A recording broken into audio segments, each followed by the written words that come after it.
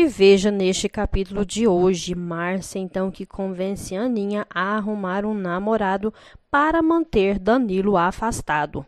Pensativa, Aninha então se convence dizendo, verdade, por que não? Ela então pergunta para Márcia se Márcia já gostou de alguém e depois conseguiu esquecer. Triste, Márcia diz que já passou pela mão de um safado, mas que somente o pai dela sabe da história. Aninha então pergunta se ela conseguiu esquecer. Com os olhos marejados, ela diz que ela viu ele há pouco tempo, mas que preferia ver o cão. Firme, Márcia que enxuga as lágrimas e diz que pobre não tem tempo para isso, pois o que ela quer mesmo é subir na vida. Apontando o dedo, ela então diz, olha, Aninha, você trate de arrumar um namorado e bem depressa, ou então você vai acabar caindo nas garras do Danilo de novo. Enquanto isso, no hotel, Margot que questiona o prefeito por que ele quer comprar joias. Explicando, então, ele diz que não quer exatamente joias, ele quer algo parecido com joias. Gigi, então, diz que Araújo pode ajudar ele e Margot concorda, dizendo, claro, a irmã dele vende bijuterias e ele pode levar amanhã para você na prefeitura o monstruário. Danilo, então, que chega em casa e a primeira-dama diz, é você?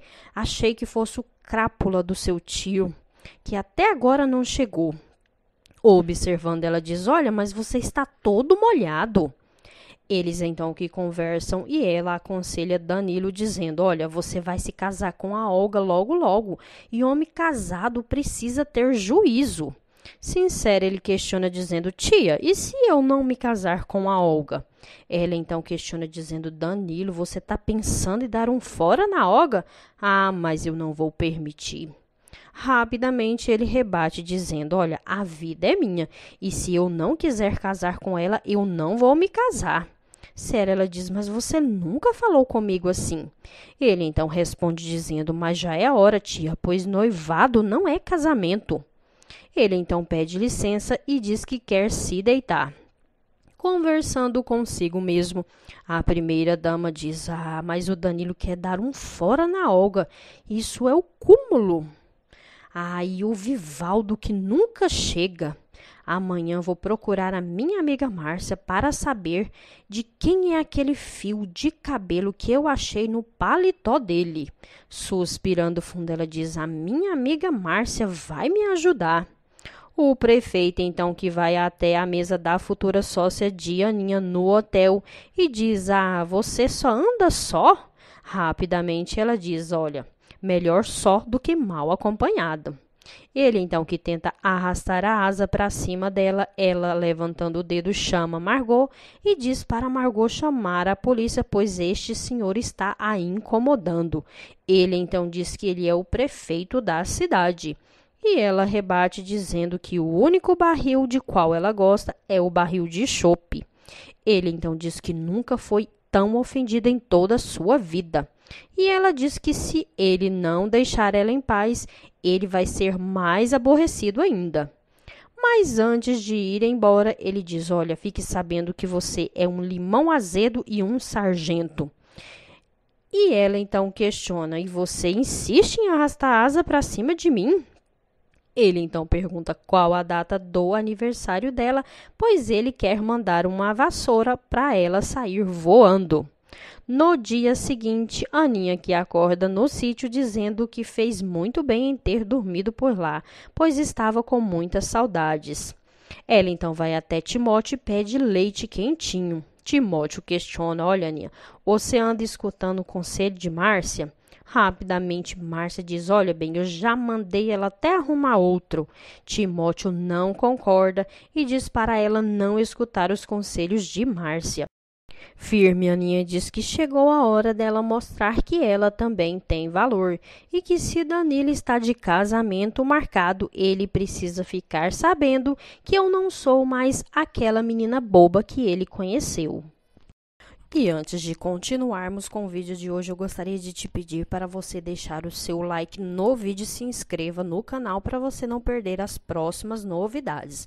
Voltando ao resumo, Dona Mocinha, que admira os passarinhos de Margarido, ele então aproveita a deixa para pedir a Dona Mocinha para sair com ele e Timóteo para eles arrumarem uma namorada para Timóteo. Dona Mocinha responde apenas com um singelo sorriso. Aninha e sua família, então, que voltam para a cidade, Jezebel questiona dizendo que ficou muito preocupada por eles não terem dormido em casa. Aninha explica dizendo que dormiu no sítio. Jezebel então fala para Aninha que se ela quiser se mudar para o sítio, ela não ficará ofendida, pois a recebeu de braços abertos em sua casa. Se levantando, Aninha diz: ora, você está enganada, Jezebel, pois esta casa é minha. Eu herdei a casa. Você esqueceu? Você que é hóspede aqui. Aninha, então, que pergunta se alguém procurou por ela. Epaminondas abre a boca para dizer, mas Jezebel o interrompe dizendo, não, ninguém veio te procurar. Aninha, então, se retira dizendo que tem um compromisso. Enquanto isso, Olga, que continua o seu plano de fingir que está doente e diz para sua mãe que está muito fraca. Ela então pergunta se Danilo não apareceu. Marieta responde que ele nem sequer passou para saber se Olga estava melhor. De repente, Soldado Peixoto que entra no quarto querendo saber notícias de Olga. Ficando a sós com Olga, ela então pergunta para ele se ele trouxe alguma notícia para ela.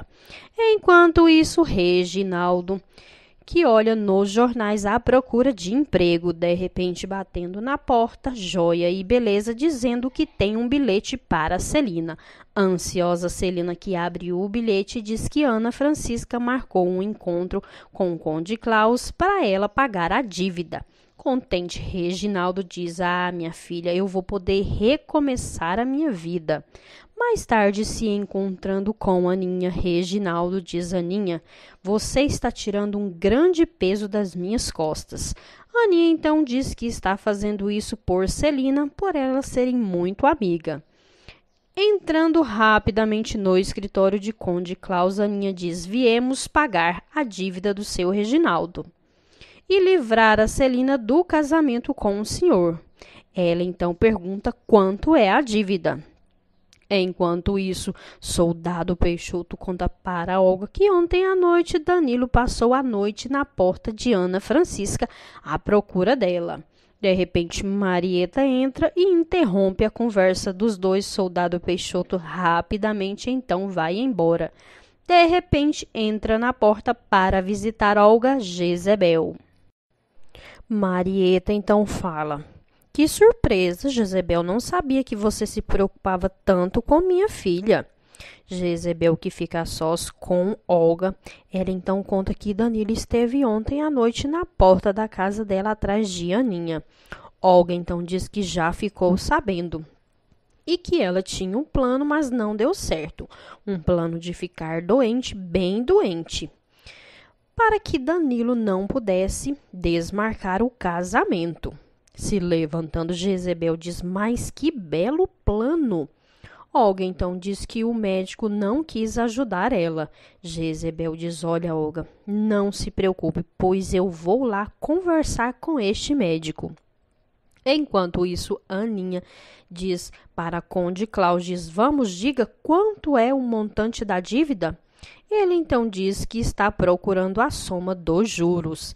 Sebastião então que entra pedindo desculpa, pois não sabia que seu tio estava com visitas. Conde Klaus então apresenta o Reginaldo a seu sobrinho, as suas filhas e também apresenta Aninha. Enquanto isso, na prefeitura, o prefeito que olha as bijuterias. Ele então que escolhe diz para o rapaz entregar a Márcia e dizer que foi o prefeito quem mandou. E que se Márcia desconfiar que as joias não são verdadeiras, para ele avisar ele rapidamente para ele procurar uma boa desculpa. Marieta, então, que leva bifes de fígado quase cru para Olga. De repente, Danilo que entra e Olga diz para ele que estava preocupada, pois ele nunca mais apareceu. Danilo diz que está achando que Olga está um pouquinho mais corada. Ela então diz que se sente muito fraca. Ele diz que queria conversar com ela rapidamente. Ela diz que está com muita dor de cabeça e finge um rápido desmaio. Jezebel então que vai até o consultório do Dr. Paulo. Ele então pede para ela tirar a roupa. Aos gritos, ela diz que não vai tirar coisa nenhuma, pois ela está vendendo saúde. Ela então diz que procurou o doutor para saber o porquê ele não quis ajudar a menina Olga a dizer que está doente. Ela diz que exige que o doutor diga que Olga está muito grave. Ele então questiona dizendo, ora, e quem é a senhora para dizer o que eu tenho que fazer? Rapidamente, Jezebel então pergunta quanto ele quer para dizer que Olga está gravemente doente. Enquanto isso, Conde Klaus, que calculou vintém por vintém para chegar à soma de Reginaldo, ele então que pega um papel e mostra para Aninha o valor da dívida. Se assustando, Aninha diz que o valor é mais do que o valor da fábrica e é mais do que ela tem no banco. Reginaldo então pede para olhar os papéis e diz, mas nem em 100 anos eu pagaria essa dívida.